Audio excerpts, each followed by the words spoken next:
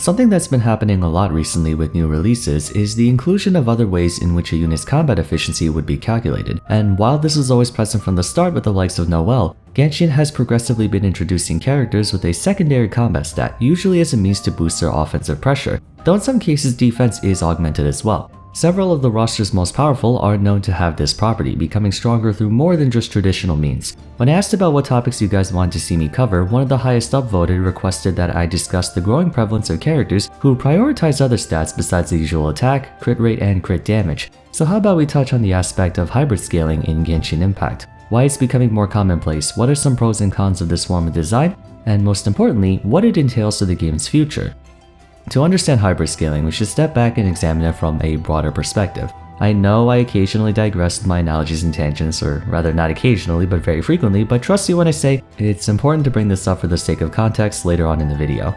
See, in any game with systems in place that serve to make existing characters stronger, hybrid scaling is often utilized to distinguish one from another. This is largely because video games are designed in a pyramid-like structure. Layers at the bottom are naturally more vast and widespread, but the farther you travel upwards, the less room you have to work with. Ultimately, when a game reaches the top, they have exhausted all avenues for new creations, at least as far as unique ones go. No matter how diverse and multi-dimensional designers make the base level, eventually there will be a point where new characters will start to function very similarly or identically to their predecessors. And as we all know, that leads to the potential outcome of the same type of characters being released, but stronger or more efficient in some way, a phenomenon known as power creep, which I'm sure we're all familiar with. So in an effort to extend how much time they have before it gets to that point, developers will recycle attributes from an existing archetype, one of the lower levels, and create a combination of those attributes that are passable enough to establish two mutually exclusive characters. In other words, rather than try to make an entirely new concept, they simply pair up two already available concepts in the hopes that that's enough to qualify as a new one.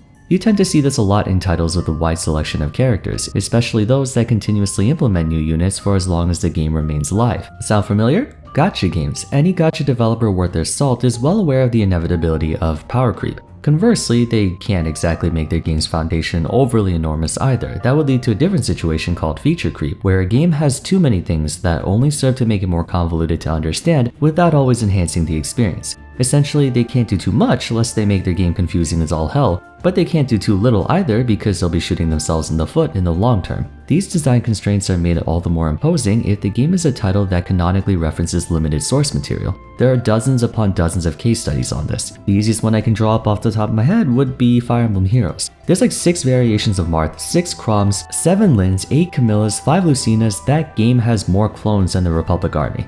It's been a minute since I played FEH, but usually to make them different from one another, that's where the various game systems come into play. One Erica uses a sword, another uses magic, another uses a spear, another is a mounted unit, another is a duo pair with their brother, so on and so forth. Now, with all that said and done, how does this pertain to Genshin Impact? In every possible way you can think of. While it's vastly different in format and design structure compared to your typical mobile exclusive ones, Genshin still adheres to a lot of the same conventions and rules prevalent within the gacha genre. The game's start laid down their initial foundation, and for the past year and a half they've been steadily releasing new characters to fill up the roster. To their credit, Hoyoverse did a great job with that foundation, one with a fair amount of longevity that's also rather intuitive to pick up. We have 7 elements: Pyro, Cryo, Hydro, Animo, Electro, Geo, and Dendro, as well as the 5 weapon types: swords, claymores, polearms, bows, and catalysts. Moreover, thanks to how digestible those two systems are even to the most inexperienced gamers, it leaves open the possibility that future elements or weapons can be added and not make the game all that much more complex. And I'm willing to bet good money they're well aware of this, seeing as if theories are correct, there are way more than 7 elements in Genshin. As for weapon types, they can go on and on. That being said, despite the viability of that approach, any feature, no matter how tactically beneficial to the game, is still a feature, and will complicate things to an extent, so ideally you would want to fully explore and exhaust what you have right now before implementing anything extra, and that brings us to the title of this video. I did say earlier that Hoyo did a decent job with how they classify units in Genshin, but unfortunately it's more or less cancelled out by the content those units are pitted against. Yes, there are 7 elements, each with their own distinct attributes and interactions. Yes, there are 5 weapon types also with their own attributes and interactions, but the game as a whole is extremely elementary. Mind you, that's a big contributor to why it's so successful. It's simple to the point where a person who never played a video game in their life can figure things out quickly, but it's still simple, a little too simple. We can use Spiral Abyss as an example. Occasionally you might run into an enemy who's especially vulnerable to a certain element like the Abyss Mages, and so it would be more efficient to field characters with whatever element that is most suited against them. This kind of scenario, however, isn't at the forefront of the game's essential experience. It's not like Pokemon where type combinations determine literally 90% of all battles. Most enemies in Genshin take equal damage from all elements. It doesn't matter if you're using Ayaka or Hu Tao or Child or Ito or Xiao or Shogun, Ruin Guards will die all the same to any of them. There isn't enough of an incentive, or rather obligation, to use one character over another. Or even if there is, you need only one of them. I've yet to run into a dungeon or domain that required a very specific strategy to be taken down efficiently.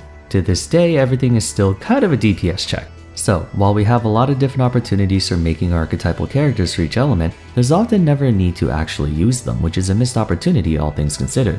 If usage of different elements was the focal point of the game's experience, Hoyoverse could have released a main DPS bow user for every element, a healer for every element, a tank for every element, and so on. Sadly, that's not the case, and so the only reason players would use anything but tier 0 units is if they have a personal attachment to those characters. By consequence, we've inadvertently reached the top of the pyramid much earlier than expected. Players are seeing less practical reason to care for new units unless they're strictly better than what they already have. There wasn't much of a reason to pull for Yoimiya when you had Hu Tao, not much of a reason to go for Ayaka when you had Ganyu. Not many cared about Kazuha's debut cause chances are they already had Venti. Or if you had a well-invested coaching, why bother wailing for Shogun? I understand those comparisons are not apples to apples, but for the average player they don't care enough to tell the difference if one gets the job done already. Characters with hybrid scaling were made as a response to this. Arataki Ito and Albedo are damage dealers who grow stronger through building defense, which sets them apart from your usual damage dealers, as getting defense on artifacts is far easier than attack. I speak from experience.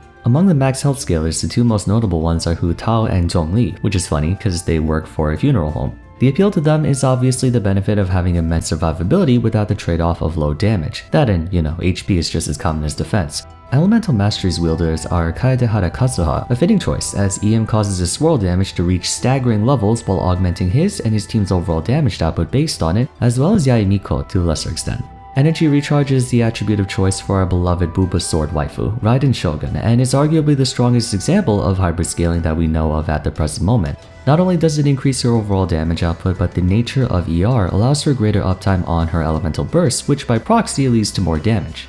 Lastly, we have Healing Bonus, native to Sangonomiya Kokomi. While it came at the cost of a very harsh 100% crit chance, she actually has triple scaling, as she deals increased damage based on her maximum health, which is further augmented by how much healing bonus she has. Out of all dedicated healers, she can supply her team with enough regeneration without having to compromise on too much damage compared to Chiti or Barbara. You may have noticed that a lot of hybrid scalers are recent units, more than half are from Inazuma, and that's not a coincidence. If you were to look at the existing pool of units prior to each of these hybrid scalers releases, there's usually someone who competes in functionality, whether directly or indirectly. Hu Tao was marketed as an HP scaler to make her more of an appealing choice over Diluc. Kazuha was an animal controller who supplied his team with more damage based on a previously irrelevant stat, setting him above Venti. Kokomi was ridiculed for being a more expensive version of Barbara, and look where we are now. Be that as it may, that's not to say Genshin has run out of ideas already and are just rehashing things. We still have a lot of empty checkboxes like a Hydro Tank or an Electro Healer, but the thing is, it's really hard to make a good argument for creating units like those when the game doesn't back you into a corner enough to want to use them. There's no need for any tank units unless they offer something Zhongli doesn't have, and yeah, good luck with that. Hybrid scaling as a concept has a number of pros and cons to it, as does any design method. The greatest benefit is that, especially in the case of Genshin, it retroactively offers players more variety in their progression and itemization, so to speak. Games have a tendency to have a lot of different stats and not think things through on the importance of each stat, resulting in only like 1 or 2 stats being good and the rest are kind of meh. In this case, it's usually crit rate and crit damage. Just get as much of those as you can, and you can kind of ignore everything else. This is, of course, not very conducive to having a great time, since you'll be getting a lot of dead artifacts in light of how rare getting both crit substats is, let alone decent rolls. And whenever we do get double crit subs, the game likes to be a jerk and make the main stat percent health or healing bonus. However, if you happen to have a hybrid scaler who can make use of percent health like Hu Tao, suddenly health artifacts aren't so bad. Same goes for energy recharge, elemental mastery, so on and so forth. By designing characters who can weaponize those stats, it makes obtaining deviant artifacts less disappointing. Adding on to that, giving dual or multi-scaling properties to a character makes them more resistant to becoming obsolete, because now they occupy a niche. In my episodes on Kazuha and Shogun, I brought up how they'll most likely withstand the test of time for quite a while, as the only way they can be supplanted is if someone has their exact skill set but better or with more stuff. Genshin can pump out 5 new electro damage dealers, but Shogun will still be a worthwhile option since she converts energy recharge into damage, allowing her to double as a damage dealer herself and a battery for her team. There might be more healers on the way that can top off their party more efficiently than Kokomi, but she has damage. You can only really take away their viability if you blatantly power creep them. But therein lies a crack in the foundation. Hybrid scaling in and of itself is a delicate balance because you're essentially trying to establish a conversion rate between analogous metrics. Attack and defense, while factored into the same formula for measuring damage, are fundamentally different. Developers can easily overpower or underpower a character, and due to hybrid scalers typically specializing in something, there's a high chance they'll come out extremely broken or completely worthless. Shogun is probably the best unit in the entire game. She does everything you want in an offense-oriented strategy. Oftentimes, the efficiency of a damage dealer like Hu Tao or Ganyu is bottlenecked by their high energy cost ultimates, something they have a hard time addressing without external help, seeing as you want to put all focus on crit rate and crit damage, not really energy recharge. So then, you have someone who basically converts energy recharge into damage without losing the benefits of energy recharge. She single-handedly power crept the game by making almost every enemy team that could afford to use her hyper-consistent while being a strong unit herself. On the flip side, we have her trusty familiar, Nico. One of her passive talents converts elemental mastery into bonus damage on her elemental skill. But since the numbers are so low, you actually lose damage by prioritizing EM over normal crit and attack. By all accounts, Enlightened Blessing is a dead passive. There's also Xenia, the most notorious example of hybrid scaling gone wrong. Half of her kit depends on standard attack while the other half relies on defense, and neither stat efficiently converts into the other. So if you choose to go full attack or full defense, you're losing out on a critical part of her kit, but it's also not efficient to divide your resources in half to accommodate both. It's difficult to estimate how much a character should be allowed to benefit from building a stat that isn't directly correlated to damage, since that poses a problem for balance, and if there's anything Hoyo struggles to get a grasp of, it's game balance. Incorporating hybrid scaling has led to a lot of really dependable staples for players, like Hu Tao, Zhongli, Kazuha, and Shogun, but it also resulted in characters that are held back by their hybrid scaling, that if they had anything else, it would make them so much better to use. At one point, Kokomi was like this herself. Sure, she could scale off of both health and healing bonus, but virtually losing the ability to crit was too high of a price. It wasn't until the advent of Ocean-Hued Clown that gave her just enough of a push back in the right direction. This becomes even more complicated when the designers want it to be a part of their identity. I suppose you can argue that Miko's EM scaling is more of a side piece than a primary focus, which is a fair point. It's not like you're forced to build elemental mastery on her. But for a character who embodies hybrid scaling in almost every part of their kit, making sure you don't undercompensate or overcompensate requires a really deep understanding of the game in terms of numbers. In Hoyo's defense, hybrid scaling in any game is hard to do. I play League of Legends and that game has no shortage of balanced nightmares due to hybrid ratios and damage. It sounds good on paper, but it has to be handled very delicately in practice. With that said, I think the existence of hybrid units is better than lack thereof. Like I mentioned before, it's a way for developers to extend the shelf life of a layer on their design pyramid before they have to add more things.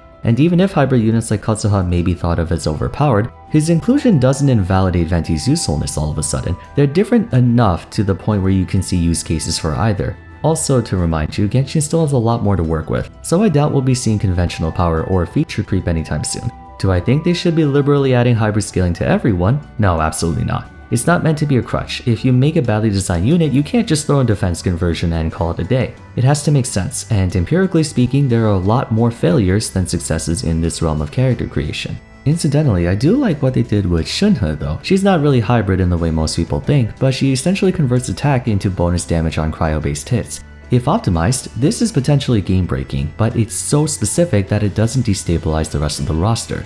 Anyways, what do you guys think about hybrid scaling? Do you like it as a concept? Do you believe Genshin is misusing it a little too much, or should it perhaps not exist in the game at all?